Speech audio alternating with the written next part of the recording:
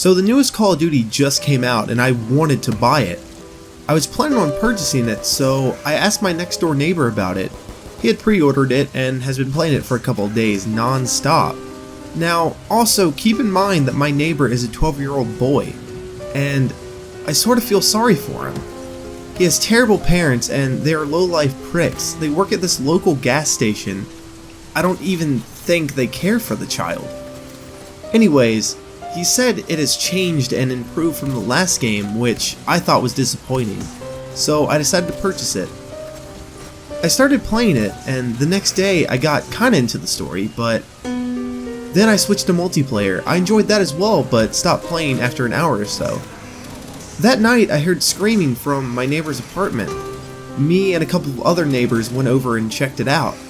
It was the boy playing that game. I mean, it was really kinda stupid, but he's just a kid after all. So I went back to my apartment and slept. For the next 2 weeks this happened randomly in the night. The kid didn't come out of his apartment, people filed complaints because the noise was too much, and still nothing happened. Later on in the week I realized he was leaving for school, so I looked out my window to see what he was going to do. He quickly hid in a bush outside, waiting for his parents to leave. After they sped off, he went back to his apartment to play. It had gone too far, I thought. But that night I woke up to screaming again. Only this time it wasn't him. It was his father. The father ripped his Xbox out of his room and tossed it out in the street. He stomped it and threw it at the apartment complex. There was a constant screaming until about midnight. I figured the little kid gave up and fell asleep. I felt good that his family did something for once, even though it was really overkill. I went back to my bedroom after this ordeal to get ready to go to sleep yet again. That's when I heard footsteps coming from my apartment. I grabbed a baseball bat that I had hid in my room, opened my door, and slowly walked out in the hallway. I saw the shadow of a small boy, but it vanished.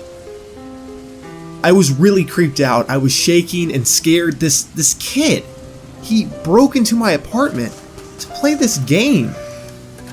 How addicted is he? But that's not what creeped me out the most. What creeped me out even more is that my house only had one entrance, and that was locked.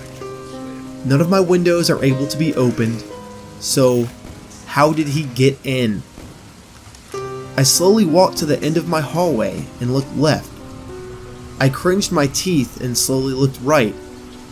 Out of the corner of my eye, the door from my room closed. I turned around and ran down my hallway, stopping at my door. I slowly opened it, and nothing was there. The game was on. It wasn't before. Someone had turned it on. I was about to cry.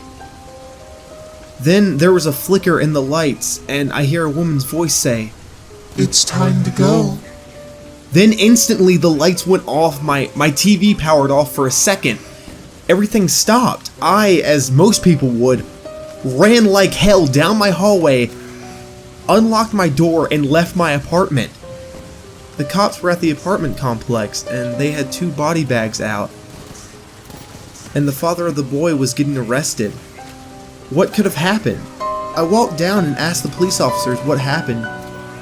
They just said, police business, and that it surely would be on the news. The next night I was watching the news and the newscaster said, a boy in northern Colorado tried to commit suicide for an unknown reason and was killed by his father in the process. The mother saw what her husband had done and called the police. Then the father shot her, killing his wife and child. This was 10 months ago, and since then I've moved into another apartment, but every now and then I'll hear the kid's voice and a console turn on.